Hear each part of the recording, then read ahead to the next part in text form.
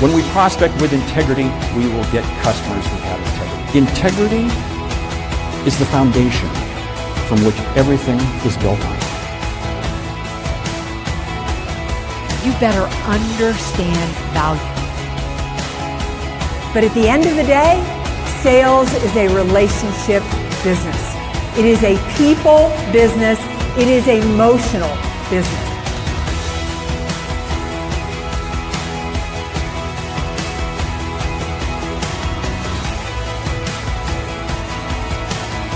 This is Sales Logic.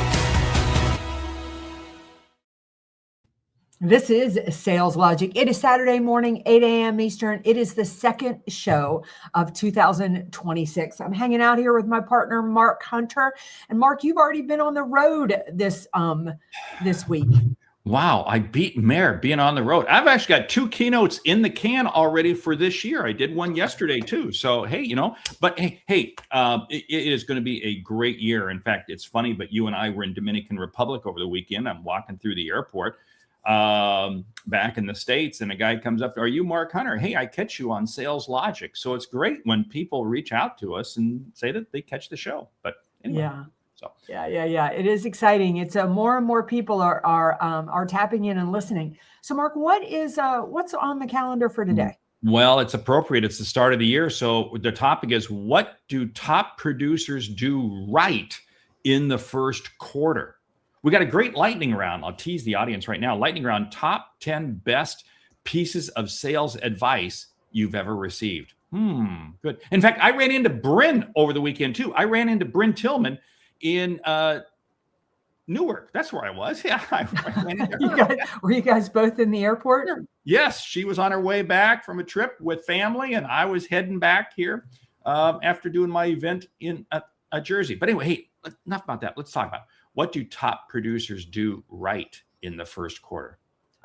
I love this topic because I think it's a really good way to really start the year, is to really think about what top producers really do well. Because the thing about sales is it isn't a secret. It's about learning from what people do really, really well. And I think one of the number one things that top producers do really well in the first quarter is they get really clear on their behavioral strategy. What are the things they're going to do day in and day out to help them achieve their number? I love that whole piece around consistency. You and I, we were talking about that when we were together in our mastermind meetings this past week in Dominican Republic.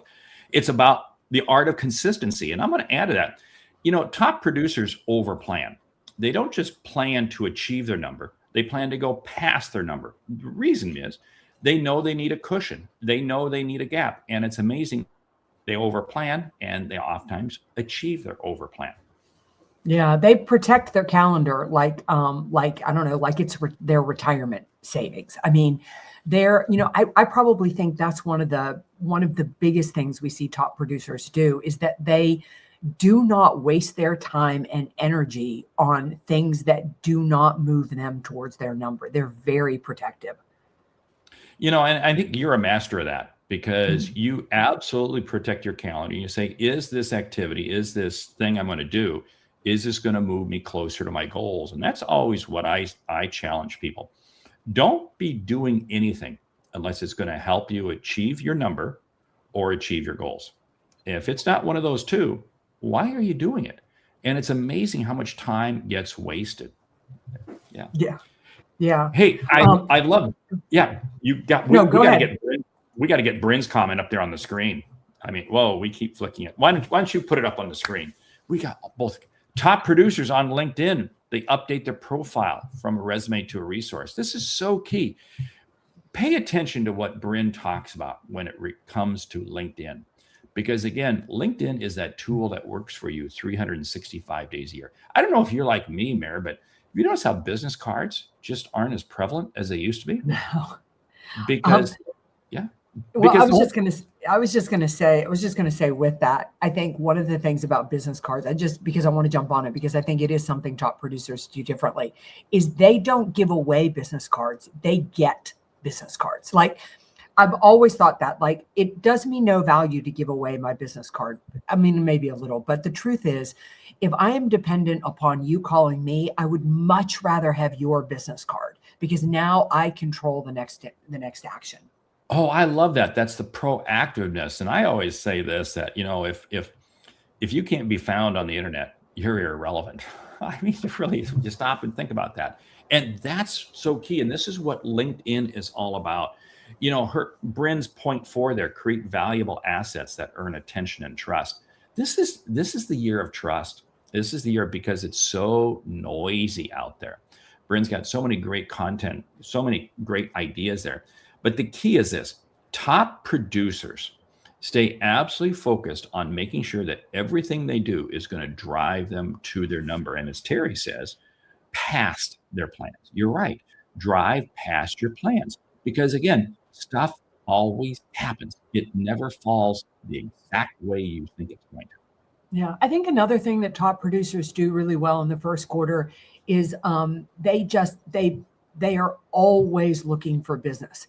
So, if in the middle of February, it looks like they're going to hit their number, they still prospect and they still look. If they've got enough in the pipeline, they still are doing it. Becomes a lifestyle rather than, a sales job that they're doing.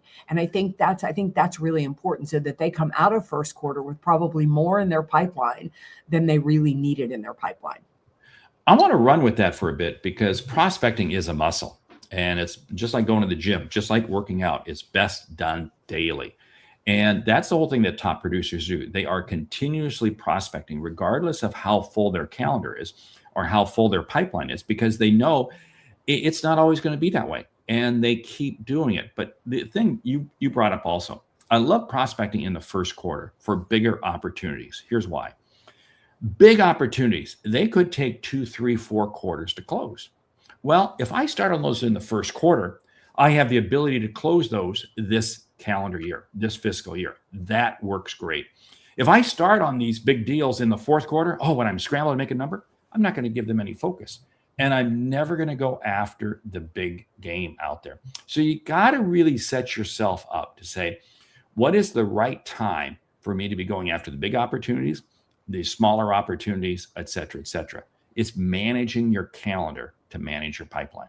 Yeah, I love what Terry Brock is saying here. And if you don't follow Terry, I mean, obviously the top producers are using AI and using technology really effectively. And Terry's really the king of helping us learn to do that. But he said Warren Buffett has helped us learn about saying no a lot more, so we can focus on what helps us achieve our goals.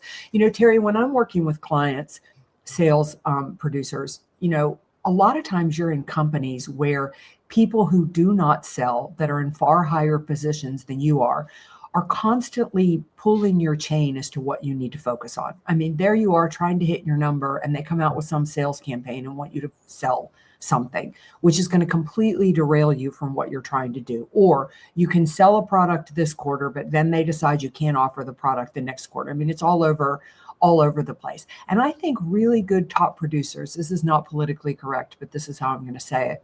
They understand the difference before what they're going to get shot for and what they're going to get slapped for.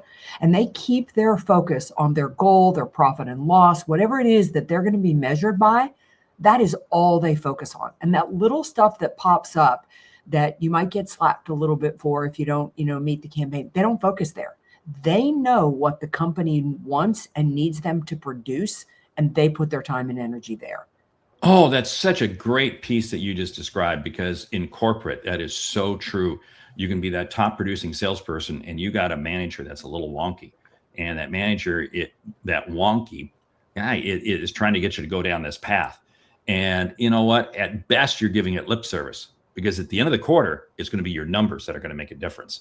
And you stay absolutely focused on that. But that also applies to the solopreneur. That applies also, because it is so easy, just because you get an inbound lead, just because you get some inquiry, you get something, you get a customer service request or something like that. Don't treat them all equal. Do not treat them all equal. Top producers understand how to segment, and they're going to focus their time on those opportunities that are going to return to them the greatest reward. And the others, you know what? It's survival of the fittest. You got to let them go. You got to pass them off to somebody else. You got to send them somewhere else. But if you try to appease everybody, and this is a big difference I see between average performers and top performers. Average performers try to appease everybody. They try to handle everything. Top producers realize, no, forget it. I'm only going to be zeroed in on these top people. That's it. Sounds rude, sounds crude, but it's how you're going to deliver the best results. Yeah. I love what Bryn Tillman is saying here. 2026 is the year of referral. It's so funny. We were in the green room. Bryn and Mark said that before we came on. It was kind of the mantra of our mastermind this year. And I think it's a really great distinction with top producers, right? Like they really focus on the referrals, about giving them and about receiving them and about nurturing that referral network. I love the whole spirit of referrals, because what you do is you wind up creating additional salespeople out there who are working for you. And one of the things that I find from top producers is I love giving referrals because I feel good when I give a referral. And what does that do? That just drives my mindset to keep going further and further. I love what Dave Sanderson is jumping in here saying. He says, hey, I need to do what I need to do to get to my goal. And I'm looking at what am I going to get from it? It's amazing how your time changes. Your time changes based on where your mindset is. And when you change your mindset, it's amazing how much more time you have. Hey, I love Bill Snow's jumping in. Stay true to your ICP. You're right. Ideal customer profile. Top producers know that well. Average and low performers, they take anything that moves. Execute, win, repeat. Bill, that's perfect for 2026. Now, Mark, what's the question for this week? Yes, the question for this week it comes from Alice in Madison, Wisconsin. She says, I'm excited about 2026 and I want to do well this year. What's your best advice for a salesperson looking to hit her goal in 2026? Well, I think what you have gotten is you've really gotten it here, right? I mean, Bill Snow is dead on. And Mark, you just touched on this a little bit, when you were saying they really know they don't look at the first sales call as hoping they get the business. They look at the first sales call of defining whether this is the right person to be doing business with them. And I'm going to add something to that to go with what Bill said, is that really great salespeople, high performing, are not afraid to give a lead away. If it's not in their ICP, they'll send it to somebody else because they distinctly understand that saying yes to a prospect is saying no to other prospects. You better choose the right one. And that's having an attitude of abundance versus one of scarcity. Again, average and low performers look at things from a scarcity perspective. There's only so many out there. However, the top performers look at things from abundance. Hey, we got a person jumping in who I haven't heard from in years. Well, it's Andy. We're going to take Andy first, and then Chris Widener, two great people. I haven't heard from Chris in years. Chris is in Chattanooga. Great to have you catching. Andy coming to us from Florida. Top producers do not focus on how much they are sold. They focus on how much is left to sell in order to maintain their minimum requirement, which is called budget. I love this. Andy always takes his thinking to another level. Thank you so much, Andy. Hey, I want to come back to this question from Alice. It really is about getting focused, and go back to what Mayor said right at the beginning, consistency. It's absolute consistency. You got to be in the game 365 days a year. If there's nothing else, I have seen people, and I'm sure you have too, with absolutely bad sales process achieve incredible results because they're just consistent. It's kind of amazing. Now, you put a good sales process and consistent, you achieve unbelievable results, but be consistent. Yeah. I wanted to also say, this may sound simple, but this has come up a lot and I've been doing a lot of interviews for SKOs I've got coming up. And when I ask, I always ask to speak to a few top producers, a few middle of the road, and a couple of people who are either new or are struggling. And when I ask the top producers what they're doing, like what their greatest advice, if I could say one thing from the stage, what would I say? And they would say, tell people to be proactive, like just dig business constantly. I always joke with our good friend, Ross Bernstein, that we'll call each other, and we always call each other hustlers because we're always hustling for the next deal. And I had a pretty big deal blow up right at the beginning of the year. And my husband said, what are you stressed out about it? And I said, I don't have time to be stressed out. I got to find that revenue someplace else. So I think the other thing is they're not making any excuses, right? Like they're just not, if it's not the economy, it's not the fact that there's new competition. It's not the fact that they lost a really big deal. The moment that they're always responsible for their numbers. I love that. It's not living in the past. It's Right. living in the future, because the past is not going to help me achieve my number going forward.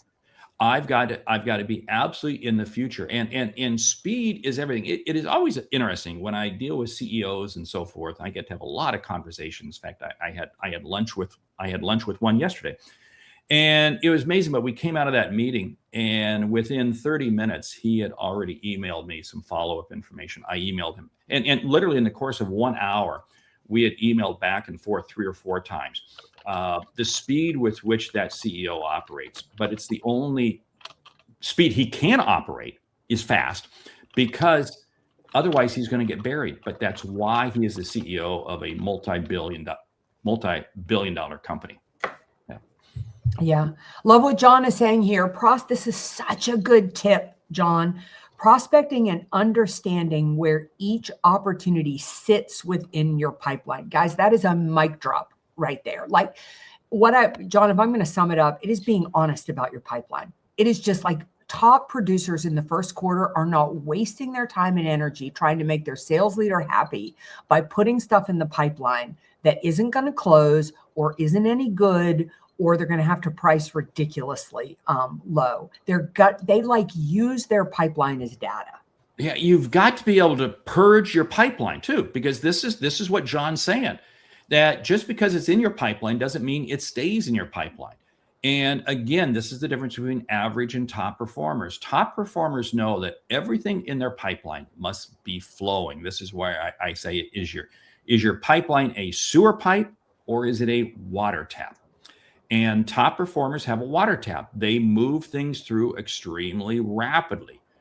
On the other hand, the average performers, they just keep stuff in their pipeline wow, I've got a lot of stuff in my pipeline. It's not going anywhere. It's a sewer pipe. It's plugged up. Forget it. Yeah. So talk about top producers. We've got Hugh Hornsby here, probably one of the top producers. It goes really well with what Andy is saying here. Hugh, you're a great example there. Andy, such a good comment. Top producers have a choice. Do they want to be top in their business or top in their industry? And the really good ones, they are top in their industry. I love that, because the top ones, what they do is they are shaping the industry. They're not reacting to the industry. And that is the key thing. And when you shape the industry, it's amazing at the opportunities that suddenly, people say, well, they're just lucky. No, they're not lucky. They're not lucky at all. They've set themselves up to be in a position to receive these opportunities. That's not luck. That is because they've done the homework to get there. Yes. I love Dave Anderson. Yeah. No, go ahead. Yeah. Dave's comments. If you keep blaming events, you never give yourself the opportunity to grow. Oh, so powerful. Yeah. Yeah. It's funny. I hit a shot on the tennis court yesterday that was a crazy shot for a win. And I just said we were playing and I said, oh my God, that was a lucky shot. There was no skill involved. And a woman I was playing with, she turned around and she said, no, I had a coach a long time ago. She said, Meredith, think about how many tennis balls you've hit in your life. And that's where that comes in. And I really think salespeople, high performing salespeople are the same way. Like they practice, they study their win-loss ratio. They're always looking for ways to get better at their sales conversation. It's funny, if you go to do an SKO, if you do a sales kickoff and you're the speaker, you can guarantee that the people sitting in the front are the people that don't need to be sitting in the front. They're the top producers. And the ones who need to hear your message more than anything, they're in the back throwing eggs and rocks at you or discounting the things that you say. I think one of the great things about top producers is they have so much humility. Like if they could learn an idea from, a 4-year-old kid playing with a toy, they'd go, oh my God, that's a good idea. Maybe I should use that. They're always looking to improve. That's so powerful, because top performers go into anything and everything knowing there's something to learn, that there is something to learn, that they are going to learn something, and they never end the day without learning something. You know, it's interesting what you were saying reminds me of thing. When it's time to act, it's too late to prepare. Way too late. Way too late. And again, this is what top performers do. They are absolutely and Terry's saying it, be proactive and be a hustler. It takes focus. And you have to stay in the game. We've got so many comments coming in. It's absolutely unbelievable. Mayor, I don't know if you feel like I do, but I feel like we're stepping over so many comments. It's great. But yeah, we're missing them. But you know, it's what I love about Sales Logic though, right? I mean, this show isn't about Mark. It's not about me. It's really about you, the audience. And you get, I think it's one of the greatest things about this show is you not only get us talking about a topic, but you get people far more qualified than we are weighing in here, giving their thoughts and giving their ideas. But I know we've got a book. I know we've got a lightning round. What's up, Mark? The book Market Eminence by David Newman, our good friend. Great friend. Market Eminence. If you're a solopreneur or a small company, this is a book you got to check out because it's really relatively a fast read, but it's going to have you thinking and going deep. So the book Market Eminence is just coming out right now. David Newman. I don't know if you've had a chance to read it yet. I haven't had a chance to read this one. I've read David's other ones, but you know, anytime David puts a book out, I always put it up there to read. So David, I think you said it really well. If you're in a small company or you need to be entrepreneurial in a large company, there's some really great, really great input and ideas in here for you. Okay, lightning round. Ready? Top 10 best pieces of sales advice you've ever received. Go. Number one is to build my network. Is that if I build my network, I will never cold call. Number two, it came from Bob Stone in Portland, Oregon. Listen. Take the time to truly listen and understand the needs of the customer. Yeah. Number three, pressure will kill trust. That pressure, if you pressure, you lose the client forever. Number four, be consistent. Every day the sun's going to come up. Make it successful. Yeah. Number five, just go into every sales call being incredibly curious. If you are curious, you'll find opportunity. Number six, never go into a call without a CTA. What's going to be your call to action? That means you've done the preparation, you know what you're going to do, and you have a plan. Yeah. Number seven, do your research. Go in there really protecting the customer's time. Number eight, never stop to think that this is the only piece of business. There's always more business from every customer you've been talking to. This is why you don't close a deal, but you open a relationship. Yeah. Number 9, follow up. The sale happens in the follow-up. Number 10, be a student of learning. Always be learning. Surround yourself with great people because, again, a rising tide lifts all boats. That's why we do Sales Logic. That's what this community is all about. It's people sharing ideas. Thank you so much. Hey, if you've got an SKO coming up, make sure you reach out. Boy, we keep getting requests every week from different companies. So reach out, whether it be Mayor, whether it be me, whether it be both of us. We'd love to be part of your sales kickoff events for the year. Hey, with that, we want to say thank you for listening to Sales Logic this week. If you like what you hear, subscribe, rate, and review the show on your favorite podcast app. Something we've said has earned you a single dollar. Consider telling a friend about our show because it's how we grow when we help you grow. I'm Mark Hunter. And I'm Meredith Elliott Powell. Remember, when you sell with confidence and integrity, all of this uncertainty suddenly becomes your competitive advantage. And the sale becomes logical. All right, I've got one New Year's resolution for you this year, and that is to go on and please leave comments, please rate the show, and please share Sales Logic with a friend that you know could benefit for making 2026 their best year on record. All right, we'll see you right back here next week, 8 a.m. Eastern, for another episode of Sales Logic. Until then, go close a deal. And thank you, awesome audience. We so appreciate your insights.